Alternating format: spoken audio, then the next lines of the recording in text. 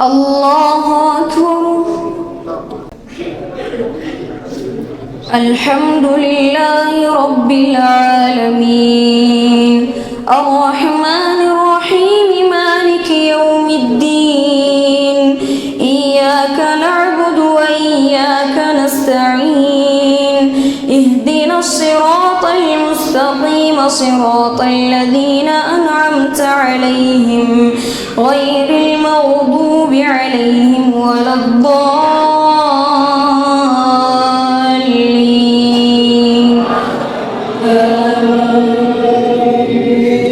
ولا تجادلوا أهل الكتاب إلا بالتي هي أحسن إلا الذين كفروا منهم وقولوا آمنا بالذي أنزل إلينا وأنزل إليكم وإلهنا وإلهكم واحد ونحن له مسلمون. وكذلك أنزلنا إليك الكتاب فالذين آتيناهم الكتاب يؤمنون به ومن هؤلاء من يؤمن به وما يجعل بآياتنا إلا الكافرون. وما كنت تتلو من قبله من كتاب ولا تخطه بيمينك إذا لارتاب المبطلون بل هو آيات بينات في صدور الذين أوتوا العلم وما يجحد بآياتنا إلا الظالمون. وقالوا لولا أنزل عليه آيات من ربه قل إنما الآيات عند الله وإنما أنا نذير مبين. أولم يكفهم أنا أنزلنا إليك الكتاب يتلى عليهم إن في ذلك لرحمة وذكرى لقوم يؤمنون. قل كفى بالله بيني وبينكم شهيدا يعلم ما في السماوات والأرض والذين آمنوا بالباطل وكفروا بالله أولئك هم الخاسرون. ويستعجلونك بالعذاب ولولا أجل مسمى لجاءهم العذاب وليأتينهم بغتة وهم لا يشعرون. يستعجلونك بالعذاب وإن جهنم لمحيطة بالكافرين يوم يغشاهم العذاب من فوقهم ومن تحت أرجلهم ويقول ذوقوا ما كنتم تعملون. يا عبادي الذين آمنوا إن أرضي واسعة فإياي فاعبدون. كل نفس ذائقة الموت ثم إلينا ترجعون. والذين آمنوا وعملوا الصالحات لنبوينهم من الجنة غرفا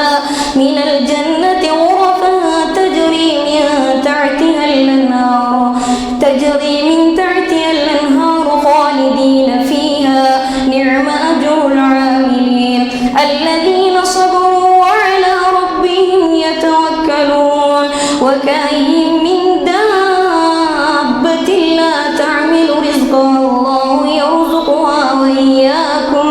وهو السميع العليم. ولئن سألتهم من خلق السماوات والأرض وسخر الشمس والقمر ليقولن الله فأنى يؤفكون. الله يبسط الرزق لمن يشاء من عباده ويقدر له إن الله بكل شيء عليم. ولئن سألتم من نزل من السماء ماء فأحيا به الأرض من بعد موتها ليقولن الله قل الحمد لله بل أكثرهم لا يعقلون. وما هذه الحياة الدنيا إلا لهو ولعب وإن الدار الآخرة لهي الحيوان لو كانوا يعلمون. فإذا ركبوا في الفلك دعوا الله مخلصين له الدين فلما نجاهم إلى البر إذا هم يشركون. يشركون ليكفروا بما آتيناهم وليتمتعوا فسوف يعلمون أولم يروا أنا جعلنا حرما آمنا ويتخطف الناس من حولهم أفبالباطل يؤمنون وبنعمة الله يكفرون ومن أظلم ممن افترى على الله كذبا أو كذب بالحق لما جاءه أليس في جهنم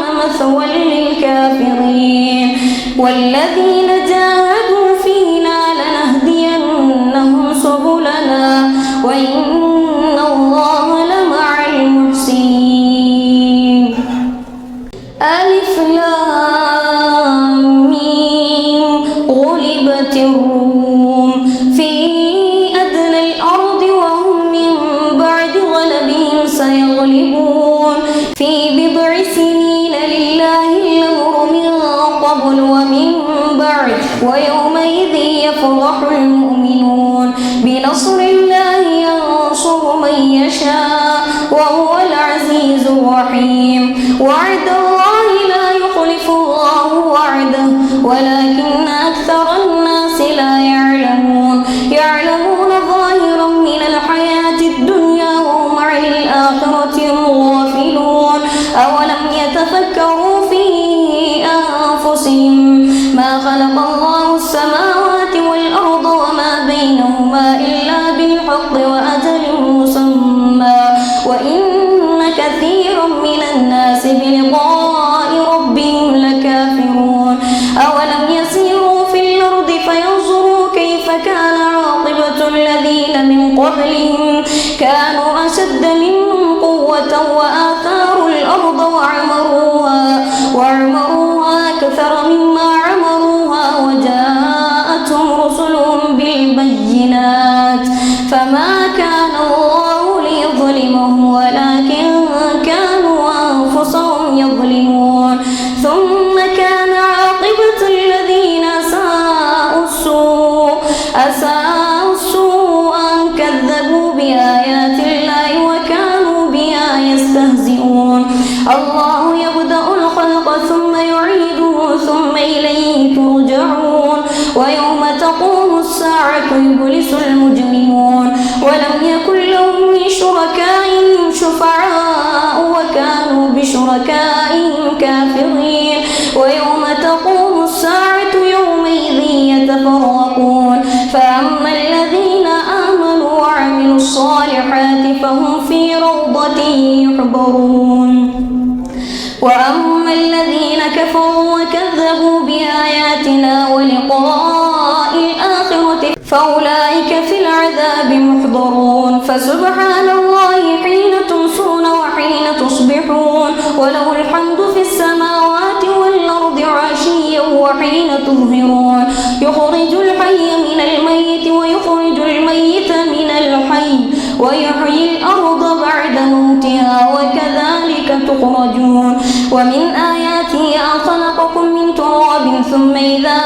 أنتم بشر تنتشرون ومن آياته أن خلق لكم من أنفسكم أزواجا لتسكنوا إليها وجعل بينكم مودة ورحمة إن في ذلك لآيات لقوم يتفكرون ومن آياته خلق السماوات والأرض واختلاف ألسنتكم وألوانكم إن في ذلك لآيات للعالمين ومن آياته منامكم بالليل والنهار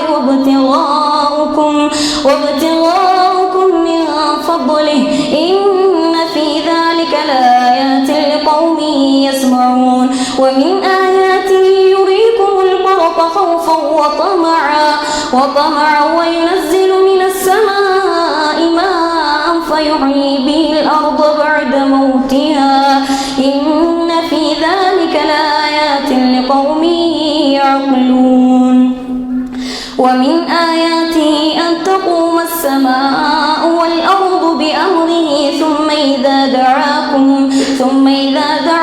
دعوة من الأرض إذا أنتم تخرجون وله ما في السماوات والأرض كل له قانتون وهو الذي يبدأ الخلق ثم يعيده وهو أهون عليه عليه وله المثل الأعلى في السماوات والأرض وهو العزيز الحكيم. ضرب لكم مثلا من أنفسكم هل لكم مما ملكت أيمانكم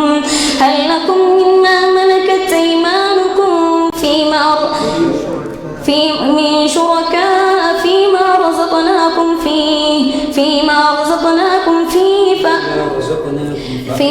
رزقناكم فأنتم فيه سواء تخافونهم كخيفتكم أنفسكم كذلك نفصل الآيات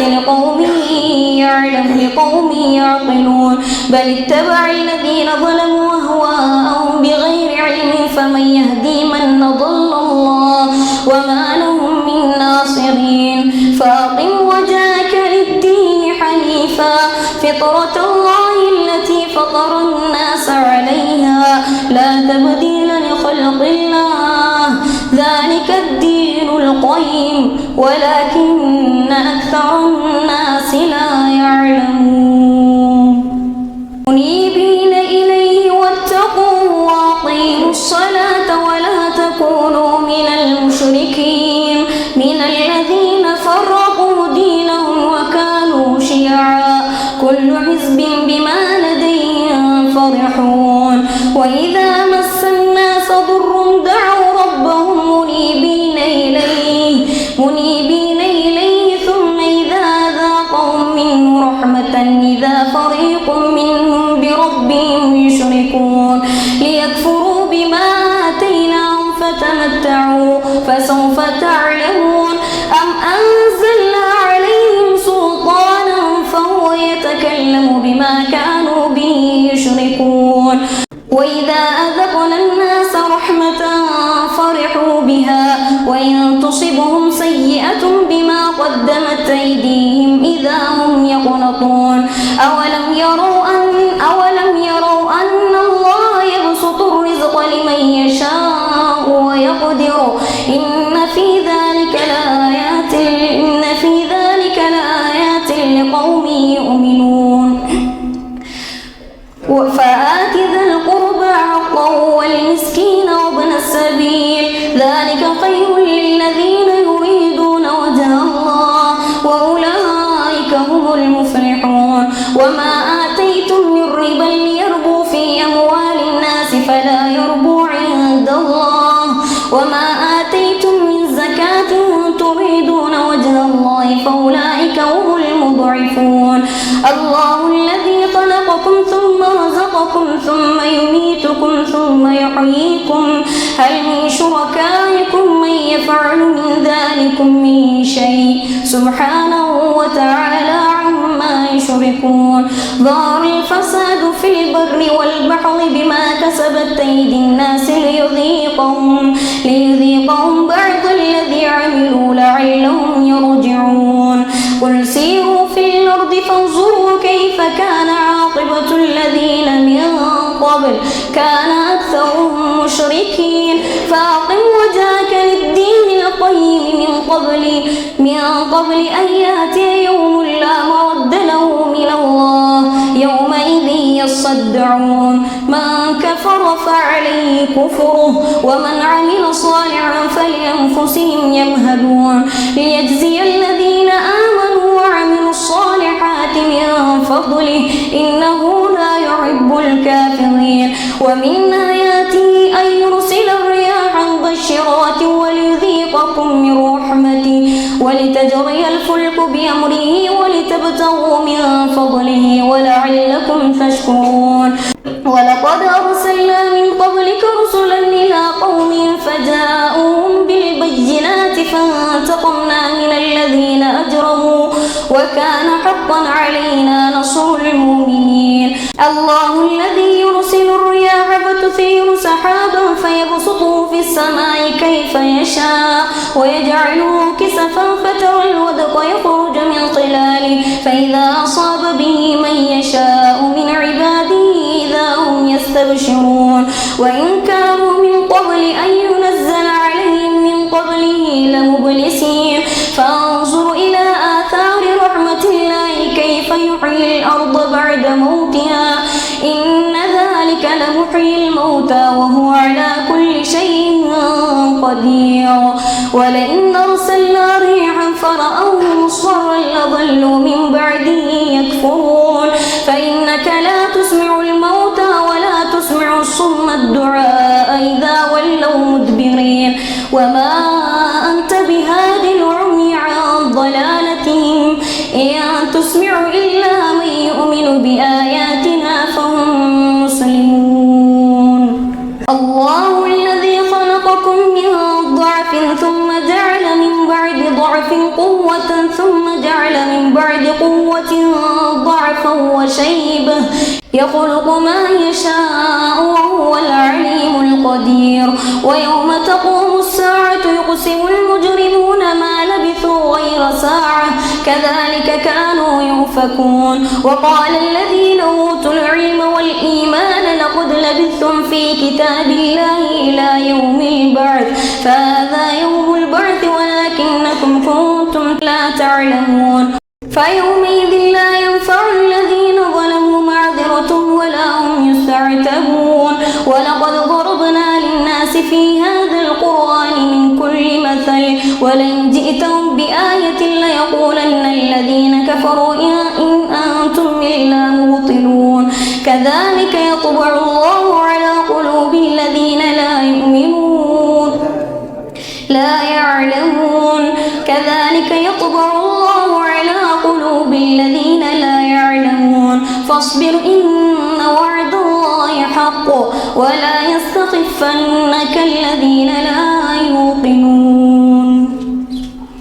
ألف لام ميم تلك آيات الكتاب الحكيم هدى ورحمة للمحسنين الذين يقيمون الصلاة ويؤتون الزكاة وهم بالآخرة هم يوقنون أولئك على هدى من ربهم وأولئك هم المفلحون ومن الناس من يشتري لهو الحديث ليضل عن سبيل الله بغير علم ويتخذها هزوا أولئك لهم عذاب مهين وإذا تتلى عليه آياتنا ولى مستكبرا كأن لم يسمعها كأن في أذنيه وقرا فبشره بعذاب أليم إن الذين آمنوا وعملوا الصالحات لهم جنات النعيم خالدين فيها وعد الله حقا وهو العزيز الحكيم خلق السماوات والأرض بغير عمد ترونها وألقى في الأرض رواسي أن تميد بكم وبث فيها من كل دابة وأنزلنا من السماء ماء فأنبتنا فيها من كل زوج كريم هذا خلق الله فأروني ماذا خلق الذين من دونه بل الظالمون في ضلال مبين ولقد آتينا لقمان الحكمة أن اشكر لله ومن يشكر فإنما يشكر لنفسه ومن كفر فإن الله غني حميد وإذ قال لقمان لابنه وهو يعظه يا بني لا تشرك بالله إن الشرك لظلم عظيم ووصينا الإنسان بوالديه حملته أمه وهنا على وهن وفصاله في عامين أن اشكر لي ولوالديك إلي المصير وإن جاهداك لتشرك بي ما ليس لك به علم فلا تطعهما وصاحبهما في الدنيا معروفا واتبع سبيل من أناب إلي ثم إلي مرجعكم فأنبئكم بما كنتم تعملون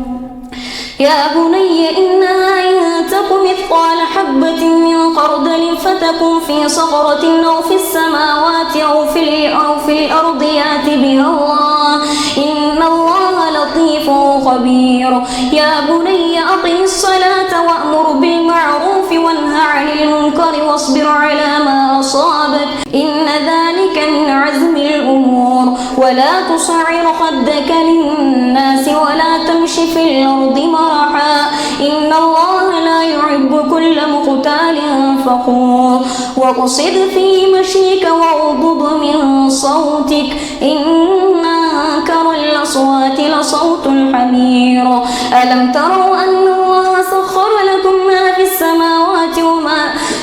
وسخر لكم ما في السماوات وما في الأرض وأسبغ عليكم نعمه ظاهرة وباطنة ومن الناس من يجادل في الله بغير علم ولا هدى ولا كتاب منير وإذا قيل لهم اتبعوا